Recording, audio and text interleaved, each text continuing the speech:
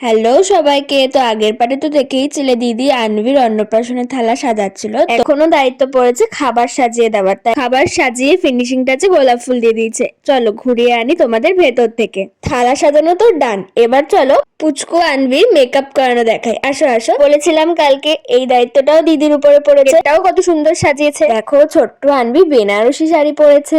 দিদি প্রথমে মুকুট পরিয়ে এবার কলকা পরানোর টাইম। কলকা সে পরাতে দেবে না, এত কিছুই করে নাও, তারপর লাস্ট অব্দি কিছু ভাবে ওকে পড়ানো গেছে। দেখো এখন খেলা করছে, ও মার কাছে যাচ্ছে। একবার সবার সাথে ফটো সেশন কমপ্লিট। মা বাবার কোলেই বেশিরভাগ টাইম ছিল। এখন মনে হচ্ছে না পাক্কা বড় বাল্য বিবাহ দিচ্ছে। এখন মা বসে পড়েছে ভাত সব তরকারির সাথে একটু একটু ছুঁয়ে নিয়ে এখন খাওয়ানোর পালা। দেখা যাক খায় নাকি। আমার কোলে বসে তো খেতে চাইছিল না, কারণ ওরকম ভাবে চেনে না, তাই দাদুর কোলে বসেছে। মানুষ এতজনকে দেখে তো কান্নাকাটি করবে। দেখো কি সুন্দর পায়েসটা খেলো, আবার মুখ বাড়াচ্ছে খাওয়ার জন্য।